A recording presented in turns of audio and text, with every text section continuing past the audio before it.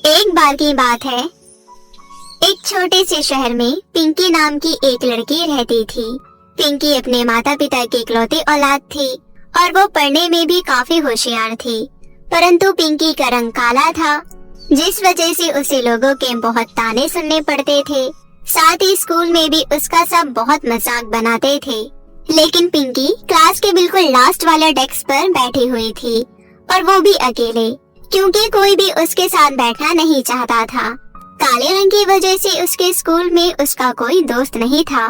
तभी मोना नाम की एक लड़की क्लास के अंदर आती है और कहती है, अरे आज मैं बहुत लेट हो गई, क्लास में तो बैठने की जगह ही नहीं बची। तभी पिंकी मोना से कहती है, मोना मेरे बगल वाली सीट खाली है, अगर तुम चाहो तो यहाँ आकर बैठ जाओ।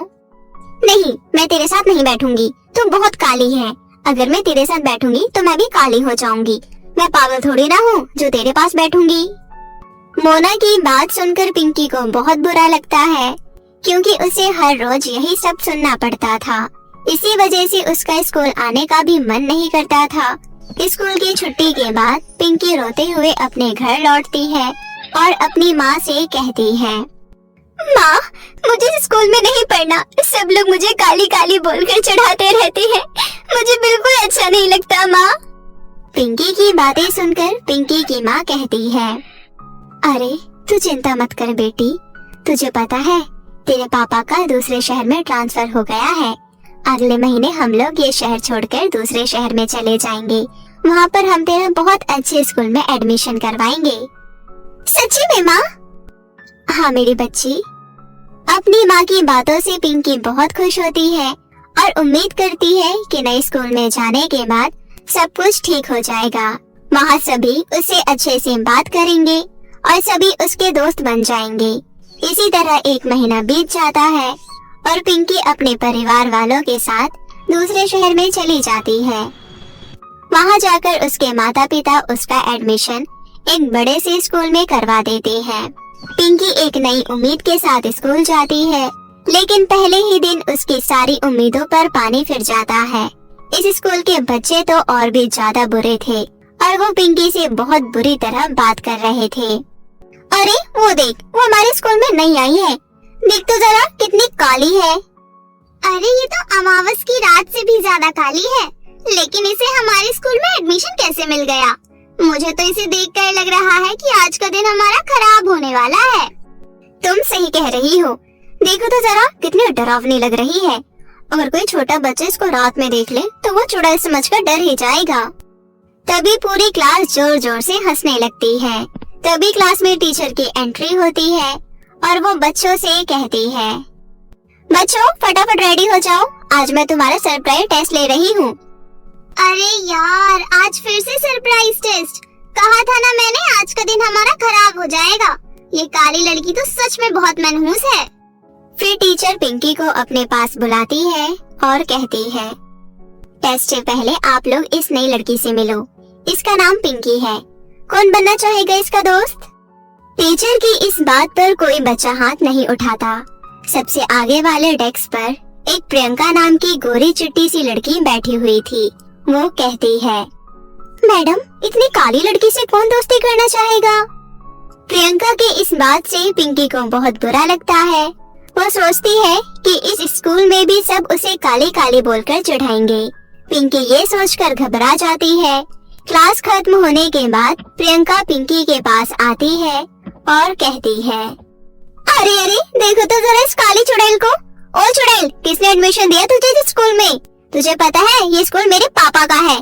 तेरे यहाँ आने की वजह से मेरे पापा का नाम खराब हो जाएगा कि उनके स्कूल में काली लड़की पढ़ती है। ये तुम क्या कह रही हो? मैं काली हूँ, इससे तुम्हारे पापा का और तुम्हारे स्कूल का नाम क्यों खराब होगा? काली होना कोई गुनाह थोड़ी ना है। अरे बाप रे, ये तो जुबान भी लड़ाती है। ओए, अगर तूने मुझसे ऐसे बात की ना तो मुझे 1 मिनट लगेगा बस तुझे स्कूल से निकालने में। मेरे पापा का स्कूल है ये, मुझसे जबान संभाल कर बात करना। प्रियंका पिंकी को धमकी देकर वहाँ से चली जाती है।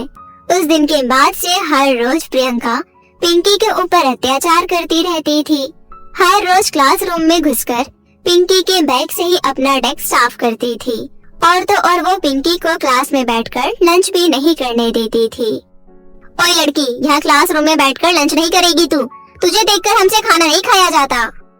पिंकी हर रोज लंच के समय कॉरिडोर में जाकर खाना खाया करती थी।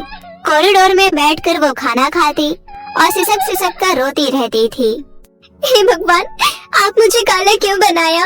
सब लोग मेरा मजाक बनाते हैं। यहाँ कोई मुझसे दोस्ती नहीं करना चाहता। क्या मैं इतनी ज्यादा बुरी हूँ भगवान? इसी तरह दिन बीत रहे थे। पिंकी पढ़ाई में बहुत ही ज्यादा तेज थी। उसका जनरल नॉलेज तो कमाल का था। क्लास में टीचर कोई भी सवाल पूछती थी तो पिंकी झट से उसका जवाब दे देती थी। इसी तरह फाइनल परीक्षा आ जाती है और पिंकी मन लगाकर अपना एग्जाम देती है। स्कूल के प्रिंसिपल के पास जब रिजल्ट आता है तो वो देखती है कि पिंकी ने पूरे स्कूल में टॉप किया है। प्रिंसिपल को चिंता हो जाती है। अब मैं क्या करूं? अग्रवाल जी तो इस स्कूल के मालिक है, लेकिन उनकी बेटी के नंबर तो पिंकी से कम आए हैं। अगर उनकी बेटी की जगह कोई और फर्स्ट आ गया तो वो गुस्सा हो जाएंगी। प्रिंसिपल अग्रवाल जी को फोन करके सारी बात बताती है। अग्रवाल जी गुस्से में कहते हैं, मेरे स्कूल में मेरी बेटी के अलावा कोई और फर्स्ट कैसे आ सकता है? अगर ऐसा हो गया तो मैं किसी भी टीचर को सैलरी नहीं दूंगा। वैसे भी हर साल मैगजीन में फर्स्ट आने वाले बच्चों की फोटो लगती है। उसमें इतनी काली लड़की की फोटो छपेगी तो कैसा लगेगा? अब आप लोग देख लीजिए क्या करना है आप लोगों को। प्रिंसिपल चिंता में आ जाती है। वो पिंकी का नंबर कम कर देती है और प्रियंका का नंबर बढ़ाकर उसको पूरे स्कूल में टॉप करवा देती है। क्लास में जब सभी बच्चों को रिजल्ट दिखाया जाता है तो पिंकी प्रिंसिपल मैडम के पास जाकर कहती है, मैम, मेरा एग्जाम बहुत अच्छा गया था। मुझे सारे क्वेश्चन आते थे, फिर मुझे इतने कम मार्क्स कैसे मिल सकते हैं? मैंने तो सभी प्रश्नों के सही उत्तर दिए थे और प्रियंका टॉप कैसे आ सकती है? उसने तो मेरे सामने चीटिंग करी थी। अब जो है वो है पिंकी, मैं इसमें कुछ नहीं कर सकती। तुम हार मानना सीख जाओ बेटी। पिंकी उदास होकर वहाँ से चली जाती है। तभी वो प्रियंका की बातें सुन लेती है। प्रियंका अपनी सहेलियों को सारी बातें सच सच बता रही थी कि कैसे उसके पापा ने पिंकी के नंबर कम करवाकर प्रियंका के नंबर बढ़वाए हैं। ये सुनकर पिंकी को बहुत बुरा लगता है। वो घर चली जाती है और रोने लगती है। माँ मुझसे कोई प्यार नहीं करता, कोई भी नहीं। मैं तो तुझसे कितना प्यार करती हूँ बेटी। बस तुम ही तो करती हो, और तो कोई नहीं करता ना। मेरा कोई दोस्त नहीं है। यहाँ तक कि परीक्षा में सबसे ज्यादा नंबर मिलने के बाद भी मेरे नंबर कम कर दिए गए हैं। मैं अब स्कूल नहीं जाऊंगी माँ। पिंकी 2 दिनों तक स्कूल नहीं जाती है। उसके स्कूल ना जाने पर स्कूल में कोई उसकी खोज भी नहीं करता। इतने में स्कूल क्विज कंपटीशन शुरू हो जाता है।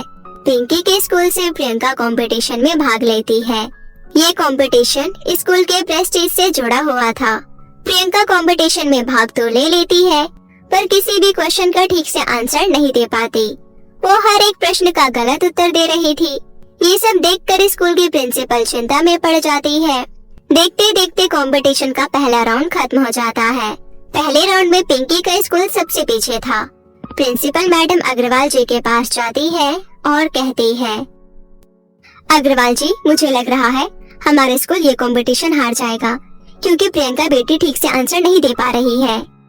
नहीं, अगर हमारा स्कूल हार गया तो हमारी बहुत बेइज्जती हो जाएगी। आप कुछ भी कीजिए, लेकिन हमें ये कंपटीशन जीतना है। तभी प्रिंसिपल अपने ड्राइवर के साथ गाड़ी लेकर तुरंत पिंकी के घर पहुंचती है और पिंकी से कहती है, पिंकी जल्दी चलो, हमें तुम्हारी बहुत जरूरत है। प्रिंसिपल मैडम, आप यहाँ? ठीक है, मैं अभी तैयार होकर आती हूँ। पिंकी 5 मिनट में रेडी हो जाती है। फिर प्रिंसिपल मैडम उसको तुरंत कंपटीशन में लेकर जाती है। अब प्रियंका की जगह पिंकी भाग लेती है और एक के बाद एक सही आंसर देकर वो अपने स्कूल को इस प्रतियोगिता में जिता देती है। सभी बहुत खुश हो जाते हैं। अग्रवाल साहब खुद पिंकी के पास आकर कहते हैं, पिंकी बेटी, हम सब ने मिलकर तुम्हारे साथ बहुत गलत किया। मैं अपनी गलतियों के लिए बहुत शर्मिंदा हूँ। तभी प्रिंसिपल मैडम भी कहती है, हाँ पिंकी, मैं भी बहुत शर्मिंदा हूँ। तुम तो हमारे स्कूल की असली शान हो।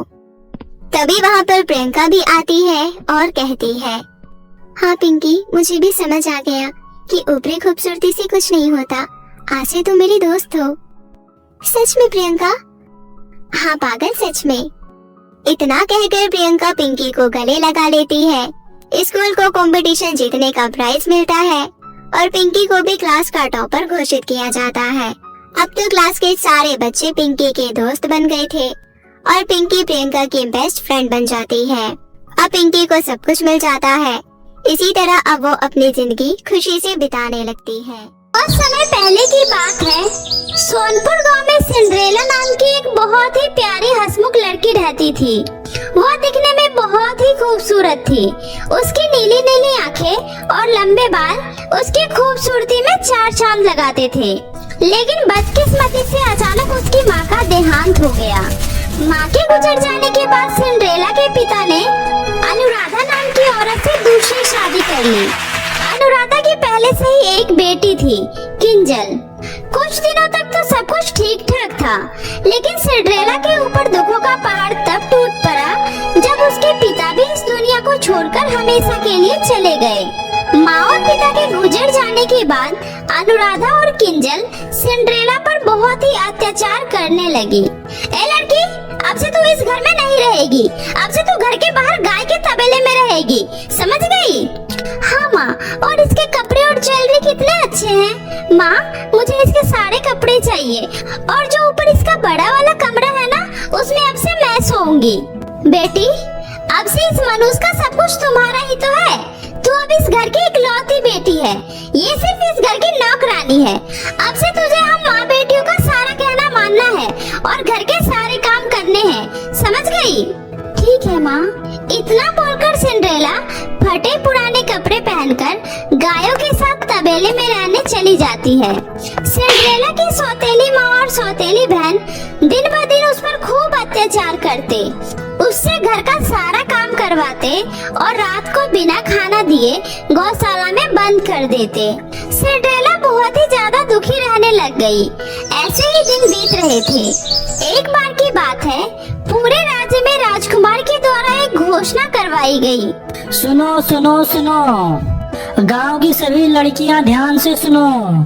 अगले हफ्ते महल में सभा का आयोजन किया गया है। विवाह आयोग जितनी भी लड़कियां हैं सभी को महल में आमंत्रित किया गया है। सभी लड़कियों को महल में आना अनिवार्य है। उसी दिन हमारे राज्य के राजकुमार कुंवर सिंह अपने जीवन संगिनी का चुनाव करेंगे। यह सूचना पाते ही सभी खुशी से झूम उठे। वहीं किंजल ने जैसे ही ये खबर सुनी, वह भागते हुए अपनी माँ के पास जाकर सभा वाली बात बताती है। ये तो बहुत ही अच्छी खबर सुनाई है तुमने बेटी। तुम बिल्कुल भी चिंता मत करो, इस राज की राजकुमारी तो तुम ही बनोगी। देखना, मैं तुम्हें इतने अच्छे से तैयार करूंगी कि राजकुमार तुम्हें देखता ही रह जाएगा। अब चलो, तुम्हारे लिए गाउन और सैंडल भी तो लाने हैं। हाँ माँ, चलो, फिर पार्लर भी तो जाना है, जल्दी से चलो। सिंड्रेला वही दूर खड़ी उदास मन से उनकी सारी बातें सुन रही थी। सिंड्रेला का भी सभा में जाने का बहुत ही मन था, लेकिन अपनी माँ और बहन के डर से वह कुछ नहीं बोली। इधर किंजल सभा में जाने की जोरों शोरों से तैयारियां कर रही थी। उसने अपने लिए 1 लाख का सब्यसाची का गाउन बनवाया। वह हर रोज अपने उस गाउन को पहनकर शीशे के सामने खुद को निहारती रहती। हाय, कितनी सुंदर लग रही हूँ मैं। सभा में तो मैं ही सबसे सुंदर लगूंगी। राजकुमार तो मुझे ही पसंद करेंगे। आखिरकार सभा वाला दिन भी आ ही गया।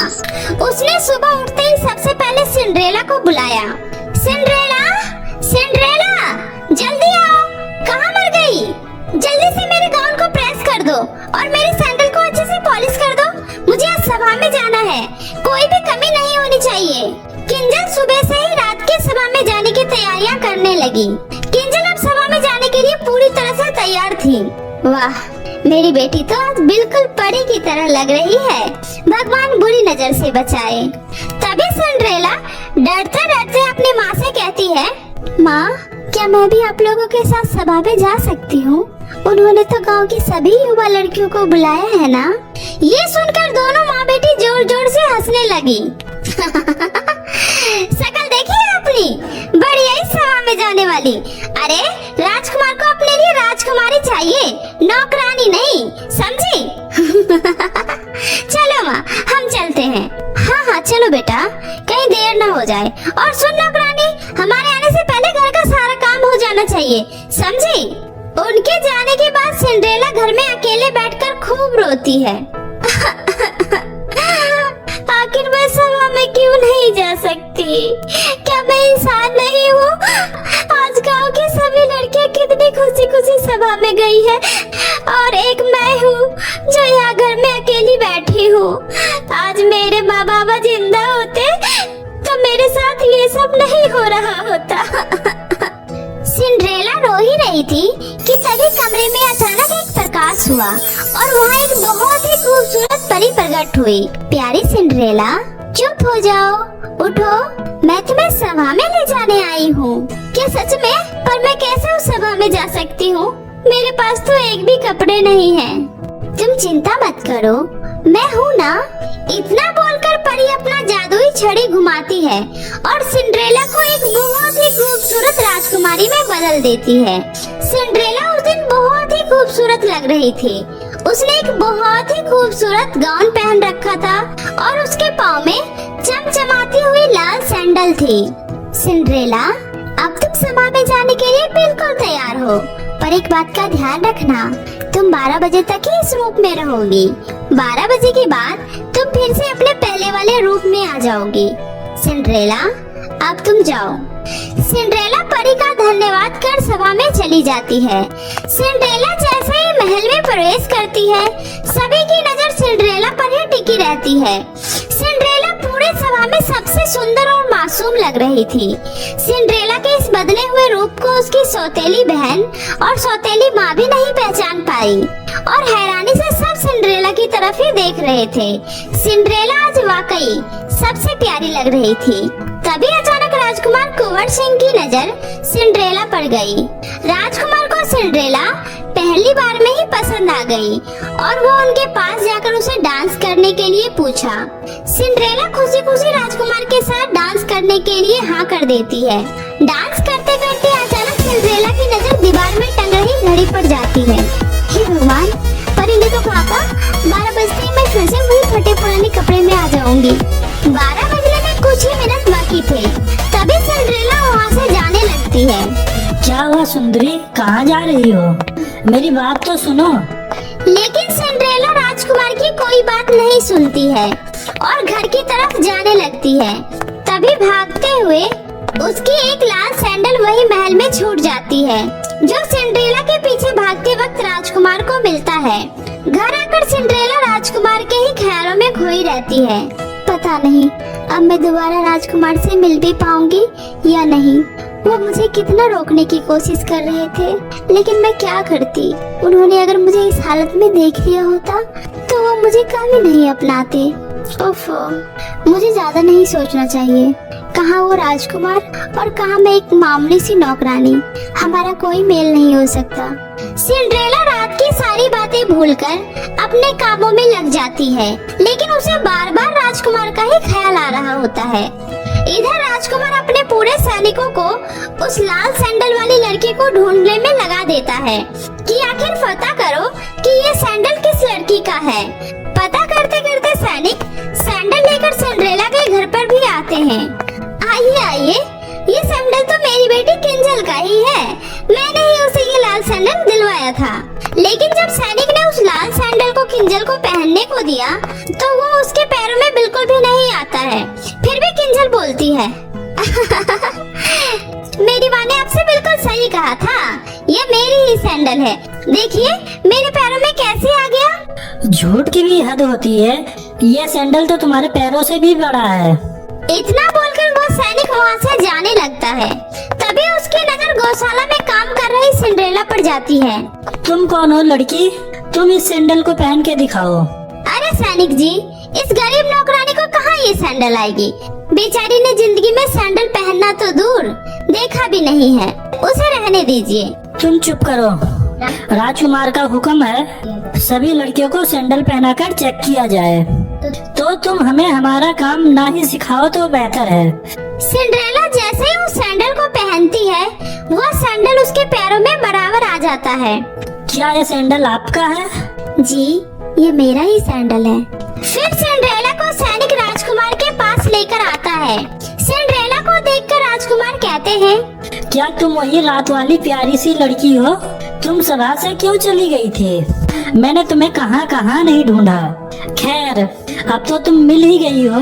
मैं तुमसे ये कहना चाहता हूँ कि तुम मुझे सभा में सबसे खूबसूरत और प्यारी लड़की लगी। क्या तुम मुझसे शादी करोगी?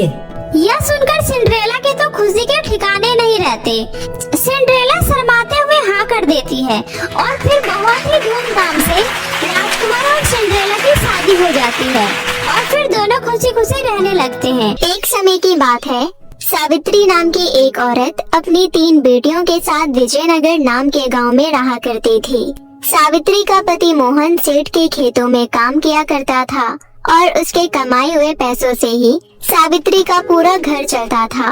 परंतु छोटी उम्र से ही काम करने के कारण वो बहुत कमजोर हो चुका था। इसलिए एक दिन जब वो खेतों में काम कर रहा था तो अचानक ही उसे चक्कर आते हैं और थोड़ी ही देर बाद उसके अचानक ही मृत्यु हो जाती है।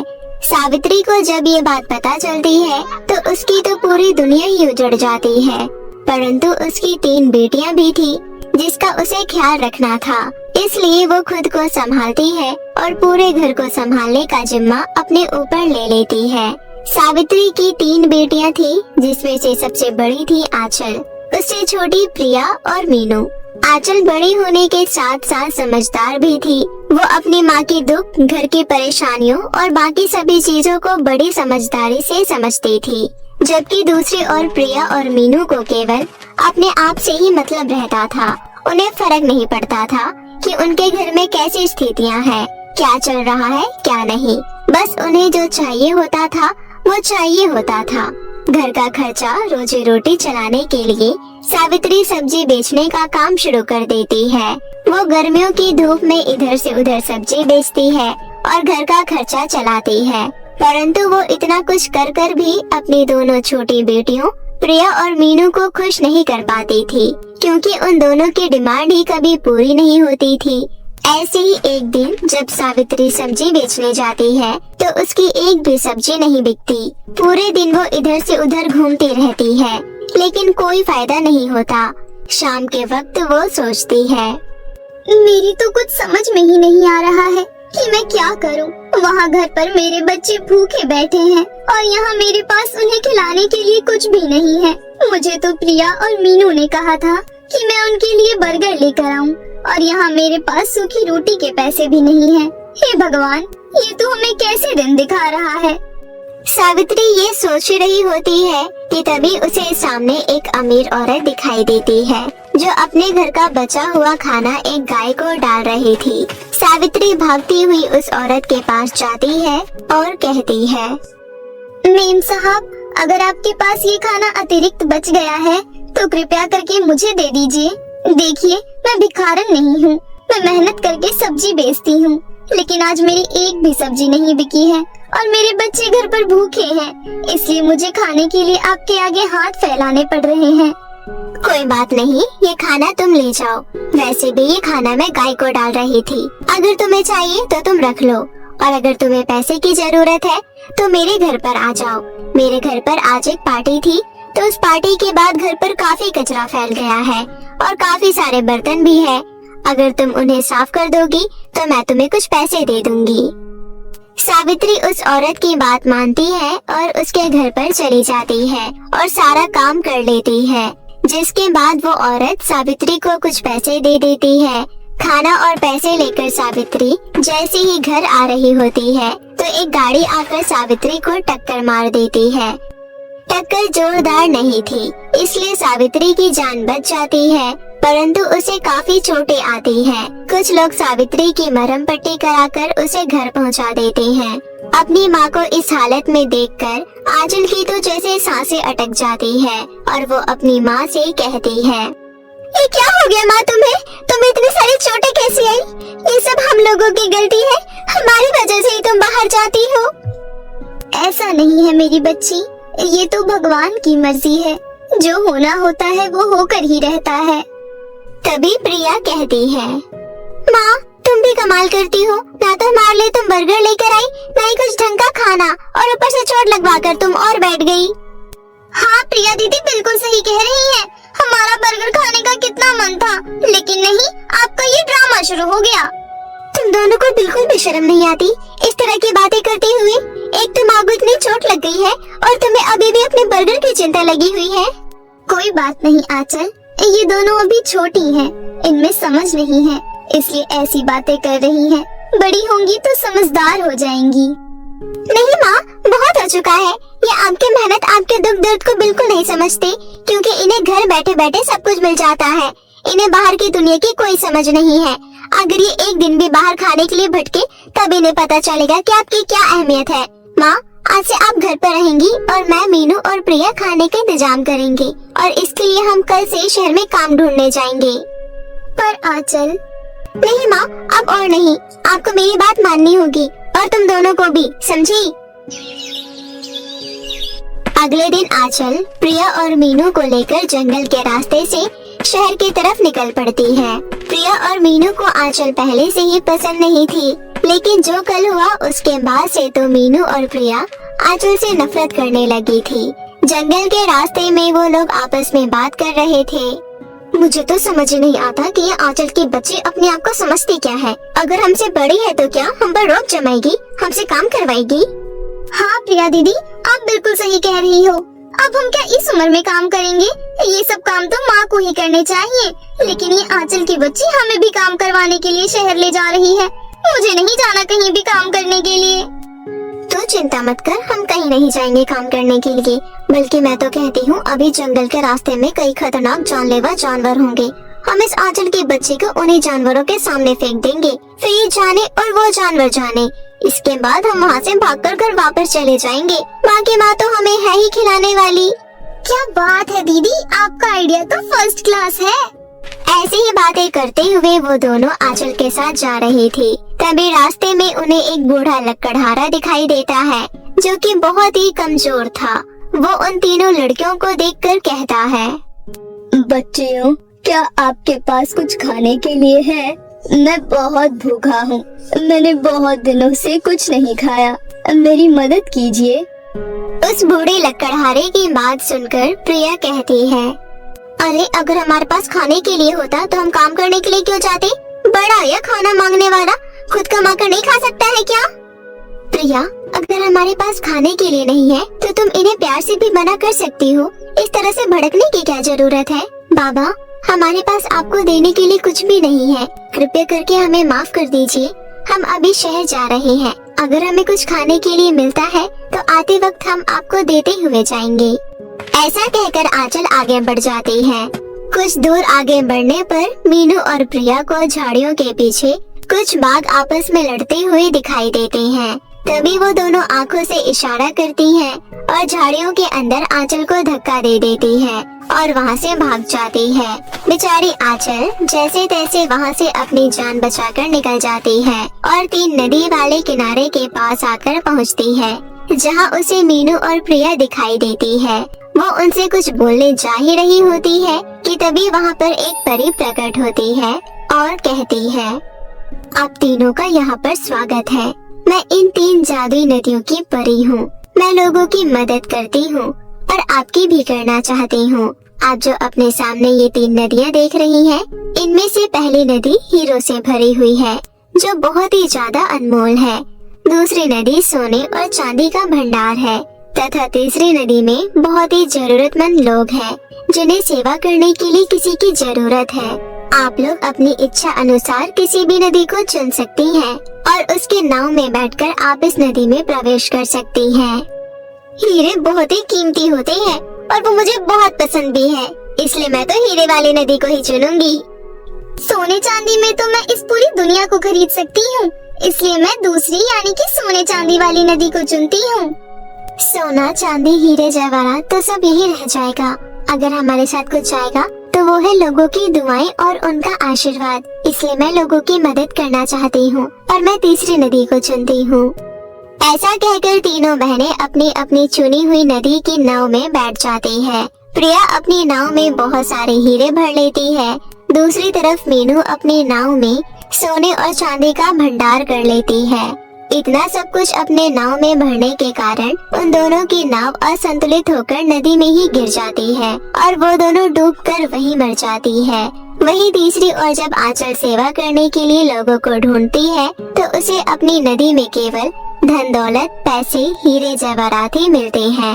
आंचल नदी की तरफ से मिले उन हीरे जवाहरातों को लेकर ऊपर आ जाती है, लेकिन तभी वो देखती है कि उसकी दोनों बहनें वहाँ पर नहीं है और वो परी से पूछती है, हे परी, कृपया करके आप मुझे बताएंगी कि मेरी बहन कहाँ है?